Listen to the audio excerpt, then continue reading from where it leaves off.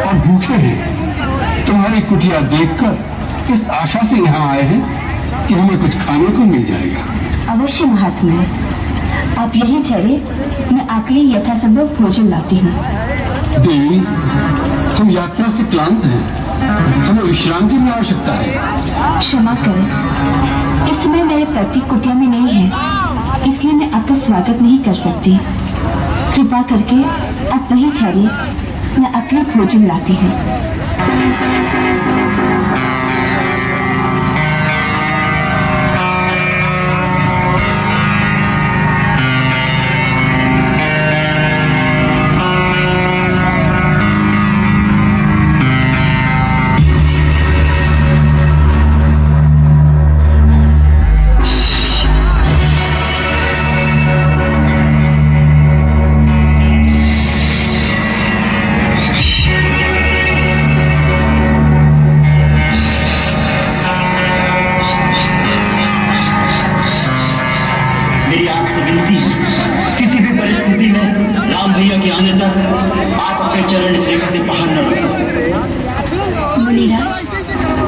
मैं आपके लिए भोजन लाई हूँ, ये लीजिए।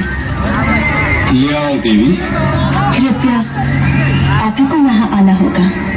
अब तो हमने आसन जमा लिया है, यात्रा से थके हुए हैं, बार बार उठा नहीं जाता। जो कुछ देना है यही ले आओ। भगवान, मैं इस सीमा से बाहर नहीं आ सकती, आप ही को कष्ट करना होगा। देवी, तुमको यारी करना नहीं लगती। द्वार पर आया हुआ अतिथि भगवान का रूप होता है और तुम हमारा तिरस्कार कर रही हो। नहीं अतिथि देवता, मेरे वहां न आने का कारण आपका तिरस्कार करना नहीं। वास्तव में मेरे देवर मेरी सुरक्षा के लिए एक सीमा की रेखा खींच गए हैं और अपनी शपथ देकर कह गए हैं मर्यादा की सीमा को त्याग कर बाहर न जाना, इसलिए मैं बाहर नहीं आ सकती। कृपा करके अपनी बात को बुरा न माने। बस, बहुत हो चुका।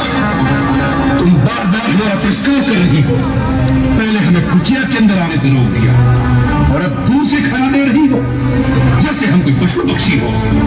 ऐसा व्यवहार नीच जाति के लोगों से किया जाता है।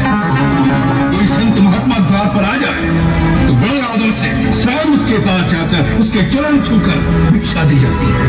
ठीक है, तुम्हारे द्वार से भूखे ही चले जाएंगे, लेकिन इस अपमान के बदले हम तुम्हें श्राप देंगे। नहीं मुनिराज, मुझ पर दया कीजिए। हम त्रिकालदर्शी हैं, मूर्ख स्त्री, हम सब देख रहे हैं।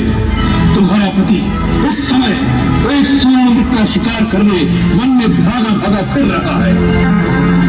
वह स्वर्ण मृग अपने सींग से तुम्हारे पति को एक बार आहत कर चुका है, फिर भी तुम्हारा पति उसके पीछे भाग रहा है। हम श्राप देते हैं, वही स्वर्ण मृग अपने तीखे सींगों द्वारा तुम्हारे पति को। नहीं, अपने श्राप मत दीजिए, मैं वहीं आती हूँ। आप मेरे पति को श्राप मत दीजिए, श्राप मत दीजिए, मुझ पर दया कीजिए, मुझसे भूल हो गई है। मैंने उनकी शक्ति को नहीं पहचाना था, मुझे क्षमा कर दीजिए। जाओ कन्या, हमने तुम्हें क्षमा कर दिया। हम तुम जैसी सुंदर नारी के अश्रु नहीं देख सकते। मैं मिथिला नरेश महाराज जनक की पुत्री हूँ। मिथिला की राजकुमारी और इस अवस्था में, ये कैसा दुर्दैव है। और ऐसे नारी रत्न को तो किसी त्रिलोकी के राजा की पत्नी होना चाहिए था। मेरे लिए तो मेरे पति ही त्रिलोकी के राजा है, उनसे बढ़कर और कोई हो सकता है क्या? अवश्य हो सकता है, हम तुम्हें बताते हैं। सीते, जिसके नाम से देवता, नाग, किन्नर, असुर, राक्षस अर्थात संसार के संपूर्ण प्राणी थर्रा उठते हैं, तुम तो उस लंकाधिपति रावण की पत्नी होने योग्य हो। ऐसे पापपूर्ण वचन कहते हुए तुम्हें लज्जा नहीं आती? कोई महात्मा के वेश में तुम्हें दुरात्मा हो। कौन हो तुम? तुम्हारा दास, वही लंकेश्वर रावण। धूर्त, तुम इसी समय यहाँ से चले जाओ, नहीं तो मेरे पति एक ही बाण में तुम्हें तुम्हारी लंका सब जला के भस्म कर देगी। तुम जिस पति का मान करती हो वह तो धरती पर रेंगने वाला एक मानव मात्र है। हम जिन राक्षसों के राजा हैं वह तो इन मानवों को फल मूल की भांति अपना आहार समझते हैं। तुम हम लोगों की शक्ति को नहीं जानती। जानती हूँ, मेरा अंत समय आ गया है। यदि प्राण प्यारे हो तो अभी समय है, चला जाए यहाँ से। हमारा ऐसा अपमान करने का साहस आज तक किसी ने नहीं किया। इसका परिणाम जानती हो? और एक पतिव्रता सती की ओर ऐसी कुदृष्टि डालने की मूर्खता भी किसी ने नहीं की होगी। इसका परिणाम जानते हो? तेरा ही नहीं, तेरे सारे कुल का सर्वनाश हो जाएगा। स्त्री एक बार अपनी मर्यादा की रेखा से बाहर आ जाए फिर उसका वापस जाना असंभव हो जाता है। सीते, अब तुझे रावण के हाथों कोई नहीं बचा सकता, इसलिए चुपचाप अपनी सुन्नति से मेरे साथ चलो। लक्ष्मण!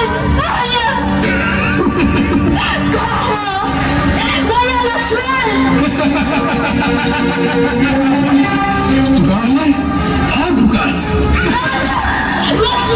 इस स्थान और रूह बहुत दूर है, तुम्हारी पुकार उन तक नहीं पहुंच सकती। सीते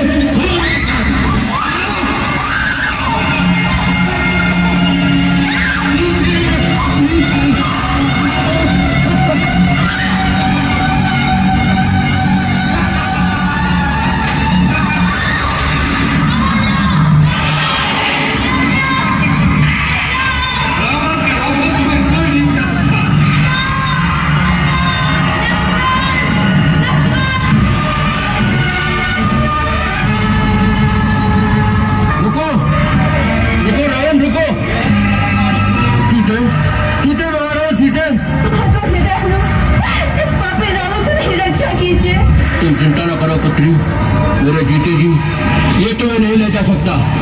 रावण, तुम तो बड़े वीर और पराक्रमी कहलाते हो। एक निस्सहाय स्त्री को इस प्रकार चोरों की भांति उठाने का कुंजित करण तुम्हें शोभा नहीं देता।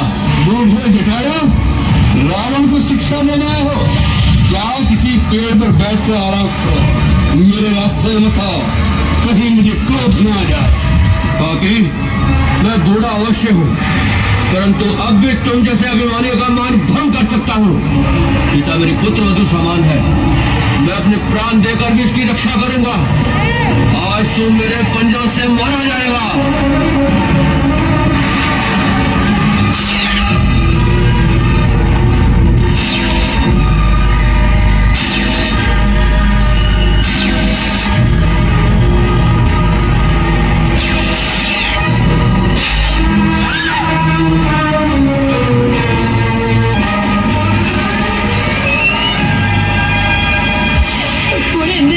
तुझे के पल काटकर तुम अपने आप को वीर समझ रहे हो, तुम्हें उन्हें जाननी चाहिए।